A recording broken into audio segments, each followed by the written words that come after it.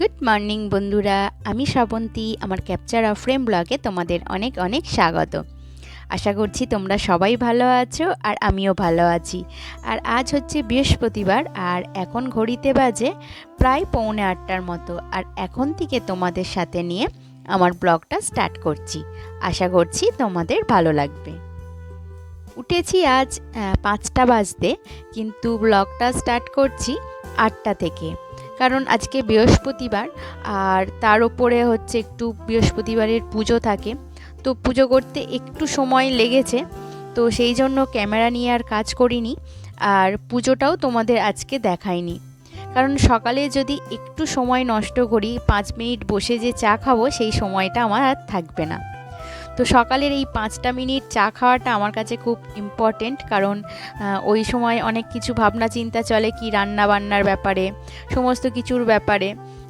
তো সেই জন্য ওই সময়টা আমার খুব ইম্পর্টেন্ট আমার কাছে। তো সেই জন্য সকালবেলাটা আজকাল ক্যামেরা নিলাম না।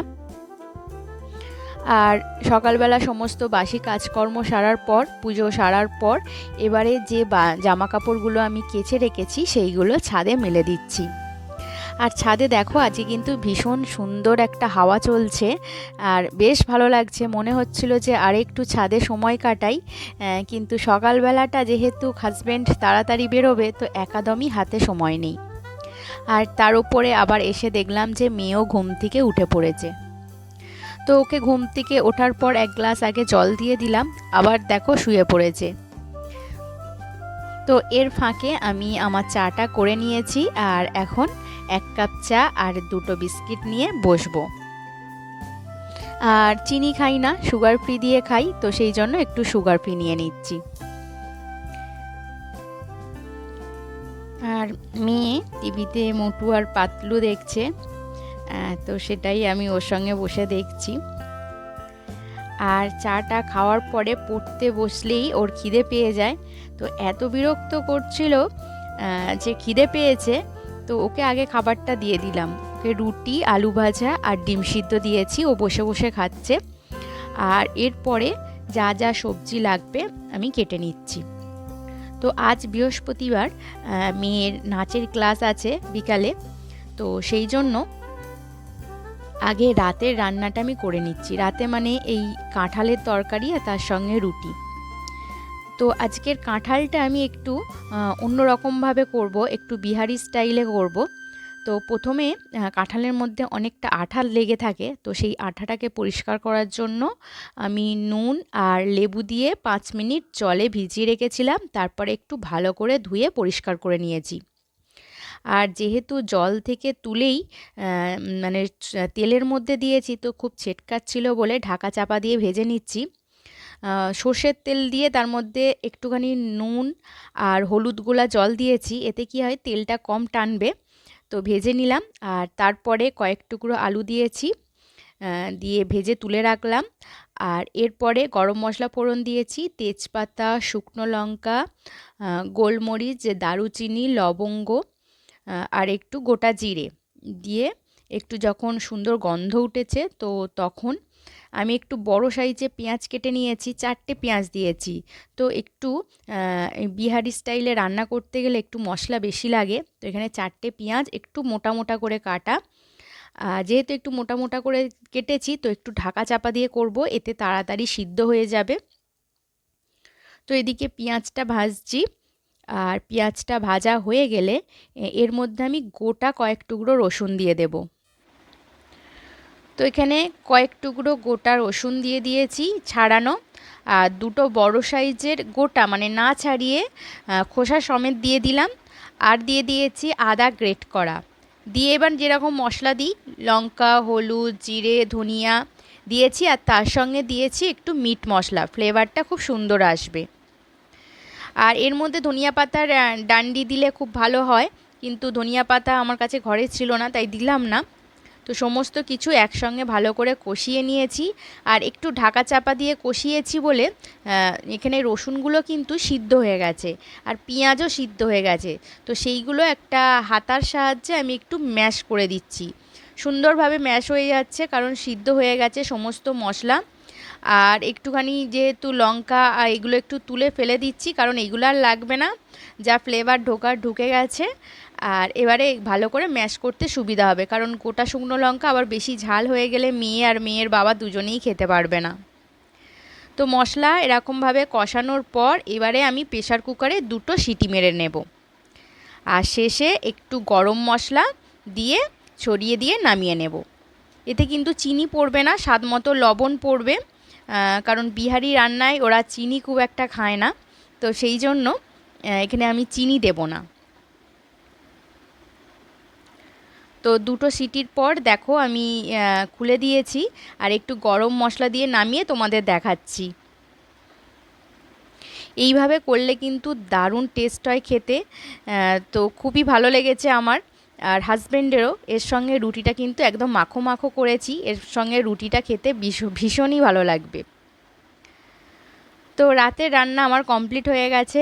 আর দুপুরে সিম্পল রান্না, প্রথমেই হচ্ছে তেলাপিয়া মাছ যা পড়েছিল সেটার আমি একটুখানি ঝাল করে নিয়েছি, টমেটো দিয়ে ডাল করেছি, আর করেছি চিচিঙে আলু পেঁয়াজ টমেটো দিয়ে একটা চচ্চড়ি, আর হচ্ছে উচ্ছে পেঁয়াজ ভাজা। তো এই হচ্ছে আজ দুপুরের রান্না। তো এইগুলো খুবই সিম্পল রান্না, তো সেইগুলো শেয়ার করার মতো সেরকম কিছু ব্যাপার ছিল না বলে তোমাদের সঙ্গে আর শেয়ার করলাম না। আর এগুলোর মধ্যে কোনো নতুনত্বও কিছু ছিল না। তো হাজব্যান্ড তো সকালবেলা ও ছাতু খায়, তো ও ছাতু খেয়ে ওর টিফিন গুছিয়ে দেওয়ার পর ও বেরিয়ে গেছে। আর এখন আমি আমার টিফিনটা রেডি করে নিচ্ছি।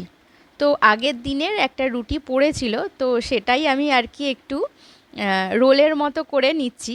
আর নিজের জন্য একার জন্য বলে আর পেঁয়াজ কাটতে ইচ্ছা করলো না, শশা কাটতেও ইচ্ছা করলো না, জাস্ট পেঁয়াজটা ওর মধ্যে অল্প কাটা ছিল, তো সেটাই আমি হচ্ছে ডিমের মধ্যে দিয়ে একটু রোলের মতো করে নিলাম।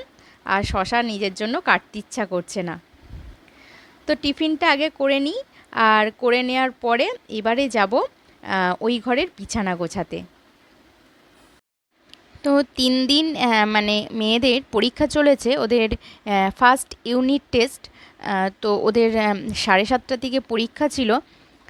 তো এত ছোটাছুটি ছিল সকালবেলা, যে সকালবেলা আমি ডাস্টিং করারও কয়েকদিন সময় পাইনি।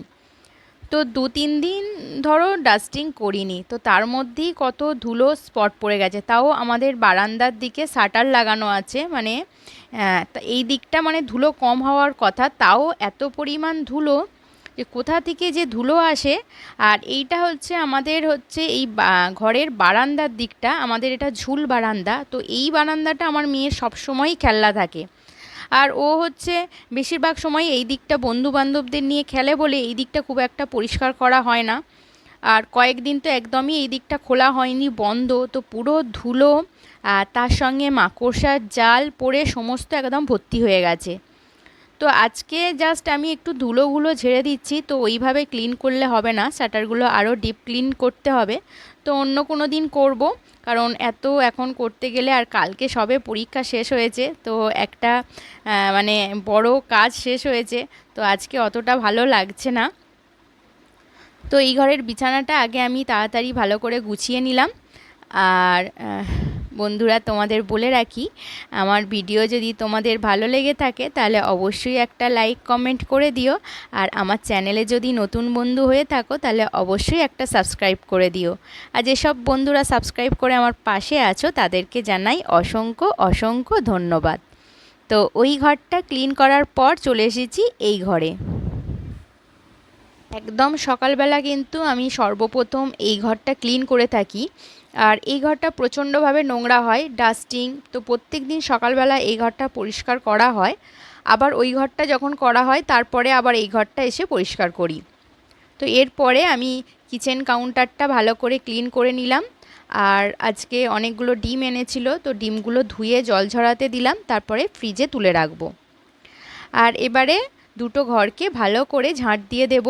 তো ওই দিকটা শাটারের ওখানটায় ভালো করে ধুলো ঝাড়া হয়েছে, তো ওইখানটা অনেকটা ধুলো পড়ে আছে, তো ওইখানেও ঝাঁট দেব। আর এবারে ঝাঁট দেওয়ার পরে এবারে যে কাজগুলো পড়ে থাকবে সেইগুলো করব। তো এই দিকটা দেখো, মেয়ের খেলনা তো ভর্তি, ওকে সরাতে বলছি, ও কিছুতেই সরাবে না। তো যাই হোক, আমাকে সরিয়ে সরিয়ে পরিষ্কার করতে হচ্ছে। তো এখন স্কুল ছুটি পড়ে গেছে আজ থেকে। তো এখন তো অনেক উৎপাত করবে, অনেক কিছু। তো এতদিন স্কুলে চলে যাচ্ছিল বেশ, যে আমার মতো করে করছিলাম, তো সেখানেও একটা ব্যাপার ছিল, আনতে যাওয়ার ব্যাপার ছিল। তো এখন এবার ঘরে আছে, নানা রকমের উৎপাত করবে। তো এই দিকটা বন্ধুদের নিয়ে খেলছে, আর আমি এই দিকটা ভালো করে পরিষ্কার করে নিলাম। আর পরিষ্কার করার পর এবারে চলে এসেছি, বেশ কিছু মালপত্র বাজার থেকে এসেছিল, তো সেইগুলো জিনিস জায়গায় রেখে দিচ্ছি। আগে চুবড়িতে একটা ঢেলে রেখে দিয়েছিলাম, আর এরপরে হচ্ছে যে যার জায়গা মতো জিনিসগুলো তুলে রাখলাম। আর ছোলার ডালটাও শেষ হয়েছিল, তো ওটাও ঢেলে নিলাম। আর এরপরে চলে এসেছি একটুখানি নিজের কেয়ার নিতে। তো সব সময় তো আর কাজ করলে হবে না, নিজেরও তো একটু যত্ন নিতে হবে। তো এখন আমি একটা ফেস প্যাক মেখে নিচ্ছি। এটা হচ্ছে অরিসের ফেস প্যাক। এটা আমি মানে বিয়ের আগে থেকে ইউজ করে থাকি, আর এখনও ইউজ করছি। খুব ভালো একটা ফেস প্যাক। তো ফেস প্যাকটা মাখার পর 10-15 মিনিট রেখে তারপরে ফ্রেশ হয়ে ড্রেস চেঞ্জ করে গা হাত পা ধুয়ে মেয়েকে স্নান করিয়ে এবার বসে গেছি লাঞ্চে।